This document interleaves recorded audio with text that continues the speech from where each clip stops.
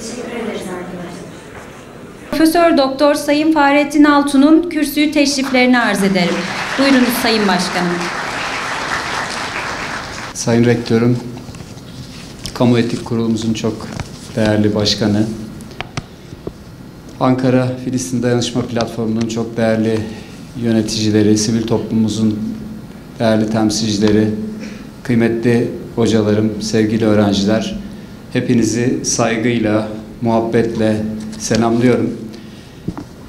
Gazze'de abluka ve aç bırakma, sessiz işleyen bir soykırım mekanizması başlıklı panelimize hepiniz hoş geldiniz, şerefler verdiniz diyorum. Bugün burada Gazze halkının susturulan, bastırılmaya çalışılan sesine ses olmak için bir araya gelmiş durumdayız. Gazze halkının maruz kaldığı zulmü bir kere daha tescil etmek, bu zulme bir kere daha işaret etmek ve bu zulmün ortadan kaldırılmasına hizmet etmek için elimizden geldiğince ne yapabileceğimizi müzakere etmek için bir araya gelmiş durumdayız. Bugün bütün insanlığın, tüm dünyanın önünde gizlenmeye çalışılan bir hakikat var. Modern dünya tarihinde eşi benzeri görülmemiş bir zulüm endüstrisiyle karşı karşıyayız. Bu zulüm Gazze halkına, Filistin halkına yönelse de asıl hedefi insanlık, asıl hedefi insan hakkı, asıl hedefi insan onuru. Bu zulüm endüstrisi hiçbir hukuk tanımıyor. Gazze'de tanıklık ettiğimiz abluka ve aç bırakma pratiği bu zulüm endüstrisinin enstrümanlarından biri. İsrail tarafından işletilen bu zulüm endüstrisinin hedefi de açık ve net bir şekilde ifade edelim, soykırım. Gazze'de karşı karşıya kaldığımız bu soykırım girişimine karşı mücadele etmek her şeyden önce bir insanlık vazifesi. Elbette bu soykırımla, bu zulüm endüstrisiyle mücadele etmek uluslararası toplumun bir vazifesi ve tabii ki de ulusal insan hakları kurumlarının da bu çok somut bir görevi. Biz de Türkiye İnsan Hakları ve Eşitlik Kurumu olarak Gazze'de İsrail eliyle gerçekleştirilen soykırıma karşı var gücümüzle mücadele ediyoruz. Zira kurumumuzun, Türkiye İnsan Hakları ve Eşitlik Kurumu'nun varlık gerekçesi insan haklarını korumak ve geliştirmektir, ayrımcılıkla mücadele etmektir, işkence ve kötü muamelenin önlenmesi için çalışmaktır. Biz esasında bu bağlamda insanlık için, insan onuru için kötülükle savaşıyoruz. Ulusal İnsan Hakları Kurumu sıfatımızla insan haklarının korunması ve ihlallerinin önlenmesi amacıyla resen inceleme, araştırma, raporlama ve farkındalık çalışmaları yürütüyoruz. Bağımsızlık, objektiflik ve çoğulculuk ilkeleri temelinde uluslararası platformlarda, küresel düzlemde insan hakları standartlarının yükseltilmesi için çalışıyoruz. Eşitlik Kurumu sıfatımızla kamu kurumları, özel sektör kurumları veya bireyler tarafından icra edildiği düşünülen ayrımcılık iddialarını inceliyor, karara bağlıyor ve hukukun bize sağladığı araçlarla yaptırım uyguluyoruz. Ulusal önleme mekanizması sıfatımızla ise ceza infaz kurumlarına, nezarethanelere, geri gönderme merkezlerine, huzur evlerine, çocuk evlerine, engelli bakım merkezlerine ziyaretler gerçekleştiriyor. Tespit ve gözlemlerimizi raporlaştırarak işkence ve kötü muamelenin önlenmesi amacıyla ilgili kurumlara, mercilere tavsiyelerde bulunuyoruz. Bunlara ek olarak 2020 yılından bu yana insan ticaretiyle mücadele ulusal raportörlük görevini de sürdürüyoruz. Ve böylelikle insan ticareti mağdurlarının korunması, bu konuda toplumsal farkındalığın artırılması ve ilgili yasal araçların daha da geliştirilmesi için çaba sarf ediyoruz. Burada Ankara Yıldırım Beyazıt Üniversitesi'nde yeri gelmişken de zikretmek istiyorum ki biz bu çalışmaları yürütürken üniversitelerimizle, yükseköğretim kurumlarımızla yakın ilişki ve işbirliğini de çok önemsiyoruz. Zira biz inanıyoruz ki insan hakları bilincinin, ayrımcılıkla mücadele kültürünün gelişmesi sürecinde üniversitelerimizin katkısı, desteği, yönlendirmesi çok ama çok hayati. Bu kapsamda İnsan Hakları ve Eşitlik Kampüsü projemizi çok önemsiyoruz. Bu proje kapsamında üniversite öğrencilerimiz için eğitim, staj ve gönüllülük programlarını hayata geçiriyoruz ve sizleri de kıymetli öğrenci kardeşlerim bu çalışmalara bekliyoruz. Değerli katılımcılar, kıymetli misafirler, ne yazık ki bugün Gazze'de taş üstünde taş kalmamıştır. İsrail'in Filistinlere yönelik zulmü kuşkusuz 7 Ekim 2023 tarihinde başlamadı. 1948 yılından itibaren İsrail, Filistin halkına yeni yol ve yöntemlerle zulmetti ve zulmetmeye devam ediyor. Fakat 7 Ekim 2023 tarihi sonrasında bu zulüm insanlık tarihinin görmediği kötülükleri ihtiva eder bir hale gelmiştir. İsrail yönetimi planlı, sistematik ve sürekli arz eden bir şekilde öldürme, bölge halkına bedensel veya ruhsal şekilde zarar verme, kısmen ya da tamamen yok etme maksadıyla ağır yaşam koşullarına maruz bırakma ve bölgedeki çocukları zorla bir başka yere nakletme suretiyle soykırım suçu işlemektedir. Bugün geldiğimiz noktada bu soykırımın yeni araçları abluka ve aç bırakmadır. Söylenecek gerçekten çok şey var. Gazze'ye insani yardım ulaştırmak isteyen yardım gemileri defalarca saldırıya uğradı. Çok yakın tarihte şahit olduk. Küresel Sumut Filosu'na ait 42 tekne durduruldu. 443 vicdan elçisi gözaltına alındı. Yine vicdan gemisine yönelik İsrail'in terör saldırısı tüm dünyanın gözleri önünde gerçekleşti. Bugün Gazze'de bir abluka var ve bölgeye insani yardımlar da kasıtlı olarak İsrail tarafından engelleniyor. Gazze halkı aç bırakılarak soykırıma maruz bırakılıyor. İsrail açlığı Gazze'de sistematik bir soykırım silahı olarak kullanıyor. Buraya gelmeden önce istatistiklere tekrar baktım. Birleşmiş Milletler raporlarına göre Gazze'de 500 binden fazla insan açlık ve akut yetersiz beslenme zulmüne maruz bırakılıyor. Gazze'de bugün İsrail eliyle Gazze'lilere yaşatılan açlık sadece insanlık tarihinin en ağır kıtlık örneklerinden biri değil. Aynı zamanda insanlığın şahit olduğu en büyük kötülüklerden bir tanesi. Gazze halkı gerçek bir yaşam mücadelesi veriyor. Söylemesi kolay, insanlar açlıktan ölüyor. Gazze'li çocuklar sadece İsrail bombalarıyla, kurşunlarıyla değil, aynı zamanda bilinçli aç bırakma politikasıyla hayatını kaybediyorlar.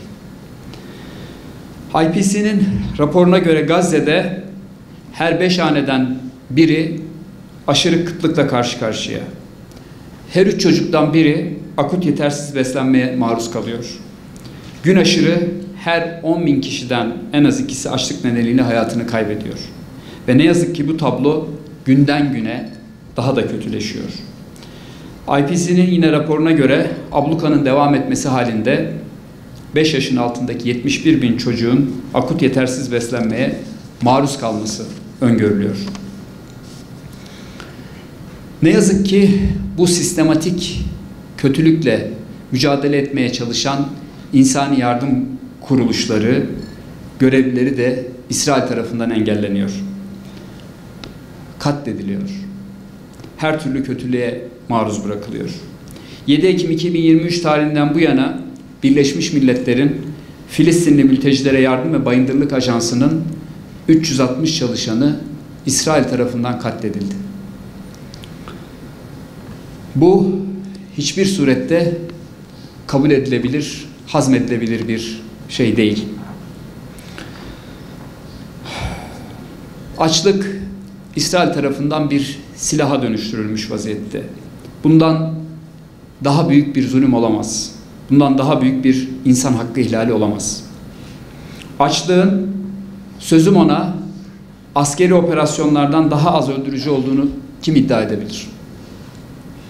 Aç bırakma kadar zalim bir öldürme metodu olamaz. Bugün İsrail'in açtığı bir savaş silahı olarak kullandığını bizzat Birleşmiş Milletler Yardım Dağıtım Kurumları belgelemiş durumda. Öte yandan Birleşmiş Milletler Güvenlik Konseyi'nin 2018'de kabul ettiği bir karar var. Bir çatışma ortamında ortaya çıkan kıtlığın bir insani kriz olmadığını, doğrudan çatışmayla bağlantılı bir suç olduğunu söyler bu karar. Yine hatırlatmak isterim 4. Cenevre Sözleşmesi var. Abluka ve aç bırakmanın hukuki boyutunu düzenler bu sözleşme. Sözleşmenin 30. maddesi sivillere yönelik kolektif cezalandırma ve aç bırakma yasağını düzenler. Yine sözleşmenin 55. maddesi de işgalci devletlerin halkın yiyecek ve tıbbi ihtiyaçlarını sağlamakla yükümlü olduğunu belirtir. Hakeza Cenevre Sözleşmeleri sivil halkın aç bırakılmasının bir savaş yöntemi olarak kullanılmasını, sivillere yönelik aç bırakma maksadıyla gıda ve su kaynaklarının tahribini de açık bir şekilde yasaklar. Uluslararası hukukta tüm bu teamüller, kurallar, yükümlülükler bu kadar açıkken İsrail bu zulmü işlemeye, açlığı bir soykırım aracı olarak kullanmaya ne yazık ki devam ediyor. Bütün dünyanın gözleri önünde devam ediyor. İsrail Gazze'yi açlığa, susuzluğa ve ilaçsızlığa mahkum ediyor. Değerli katılımcılar, biz asla ve kata bu durumu bir insani kriz olarak niteleyemeyiz. Bu bir insani kriz değil. Bu insanlığa karşı bir suçtur. Ve bu suçun çok net bir şekilde cezalandırılması gerekir. Karşı karşıya kaldığımız tablo İsrail'in açtığı bir soykırım aracı olarak kullanmasıdır. Saygıdeğer katılımcılar, kıymetli misafirler. Geçtiğimiz hafta Uluslararası Adalet Divanı bir danışma görüşü yayınladı. Çok önemli bir görüş bu. Uluslararası Adalet Divanı, İsrail Devleti'nin hali hazırda Filistin halkının gıda, su, ilaç ve yakıt gibi temel ihtiyaç maddelerine erişimini sağlamakla, Birleşmiş Milletler Filistinli Mültecilere Yardım ve Bayındırlık Ajansı başta olmak üzere diğer kuruluşlar ile üçüncü devletlerin bölgede yürüttüğü insani yardım çalışmalarına izin vermek, bunları kolaylaştırmak ve engellememekle, yardım ve sağlık personeline, onların tesislerine tam saygı göstermek ve korumakla, zorla yer değiştirme ve sınır dışı etme yasağını ihlal etmemekle, Uluslararası Kızılaç Komitesi'nin gözaltındaki kişileri ziyaretine izin vermekle ve sivillerin aç bırakılmasını savaş yöntemi olarak kullanmamakla yükümlü olduğunu açık ve net bir şekilde ortaya koymuştur. Yine Uluslararası Adalet Divanı, işgalci bir güç olarak İsrail'in Filistin halkının kendi kaderini tayin etme hakkını engellememesi gerektiğini de açıkça ortaya koymuştur. Aynı şekilde İsrail'in iç hukukunu işgal ettiği bölgelere, topraklara doğru taşımamasını da belirtmiş, bunun yasak olduğunu da ifade etmiştir.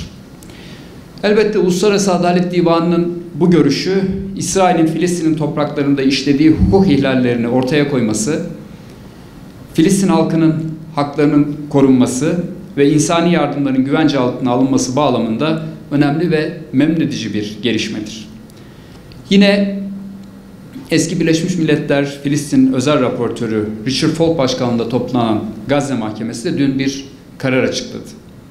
Mahkeme, açlığın bir silah haline getirilmesinin, tıbbi bakımın engellenmesinin, zorla yerinden edilmenin ve bir halkın toplu olarak cezalandırılmasının soykırım araçları olduğunu vurguladı. Ayrıca kararda batılı hükümetlerin İsrail'e diplomatik koruma, silah ve ekonomik destek sağlayarak bu suça ortak olduklarını belirtti. Gazze Mahkemesi, sorumluların uluslararası hukuk önünde hesap vermesi, İsrail'in uluslararası kurumlardan uzaklaştırılması ve Birleşmiş Milletler Genel Kurulu'nun barış için birlik kararı uyarınca Filistin halkı için koruyucu önlemler alınması çağrısında bulundu. Ne yazık ki hakkın değil, gücün, haklının değil, güçlünün, hakikatin değil, imajın gözetildiği mevcut uluslararası düzende hukuk işlemiyor ve bu çağrılar da maalesef karşılık bulamıyor. Bu da beraberinde bütün insanlığı günden güne derinleşen bir adalet krizine, bir hakikat krizine düçar ediyor. Fakat ne olursa olsun bizler yeise kapılmamalı, adalet ve hakkaniyet temelinde mücadelemize devam etmeliyiz. Saygıdeğer misafirler, biz Türkiye İnsan Hakları ve Eşitlik Kurumu olarak Gazze halkının haklı davasına destek olmak ve İsrail zulmünün son bulmasına vesile olmak için gayret ediyoruz, gayret etmeye devam edeceğiz. Bu doğrultuda uluslararası kurumlar ve uluslararası muhataplarımız nezdinde çalışmalar yürütüyoruz. Ulusal İnsan Hakları Küresel Ağı Garni bünyesinde 120 akran kurumumuz var. Biz her birini bu vahşetin karşısında durmaya, Gazze'de İsrail eliyle sürdürülen insan hakları ihlallerinin son bulmasına katkı vermeye davet ettik, ediyoruz. Filistin'de insan hakları ihlalleri ve Gazze soykırımı başlıklı önemli bir rapor yayınladık. Bu raporda bizzat zulme tanık olanların şahitliklerine yer verdik. Ve bu şahitlikleri kayda geçirirken özellikle hazırladığımız soruları Birleşmiş Milletler Soykırımın Önlenmesi ve Cezalandırılması Sözleşmesi ile Cenevre Sözleşmeleri bağlamında formüle ettik ki bu kayıtları Uluslararası Ceza Mahkemesi'ne sunabilelim ve sunduk. Biz çalışmalarımızı bu doğrultuda sürdürmeye devam edeceğiz ki bugün Ankara Yıldırım Beyazıt Üniversitesi ile Ankara Filistin Dayanışma Platformu ile birlikte gerçekleştirdiğimiz bu çalışmada bu çalışmalar zincirinin önemli bir halkası. Buradan konuşmamın sonuna doğru şunu çok açık ve net bir şekilde gür bir sedayla ifade etmek istiyorum. İsrail'in Filistin halkına karşı sürdürdüğü soykırımı en güçlü şekilde kınıyoruz. Türkiye İnsan Hakları ve Eşitlik Kurumu olarak tüm Filistinli kardeşlerimizin adalet mücadelesinde yanındayız. Yanında olmaya devam edeceğiz. Ve mücadelemiz Filistin özgür olana kadar sürecek. Bu inançla Gazze'de abluka ve aç bırakma, sessiz işleyen bir soykırım mekanizması başlıklı panelimizin vicdanlara dokunan bir çağrıya dönüşmesini temenni ediyorum. Ve fikir taahhütlerine katkıda bulunacak bütün panelistlerimize şükranlarımı sunuyorum. Bir kere daha Ankara Yıldırım Beyazıt Üniversitesi'ne, kıymetli rektörüne, yine Ankara Filistin Dayanışma Platformu'nun kıymetli yöneticilerine işbirlikleri için çok çok teşekkür ediyorum. Sizlere katılımlarınız için tekrar minnettarlığımı ifade ediyorum. Sizlere Allah'a emanet ediyorum. Kalın sağlıcakla.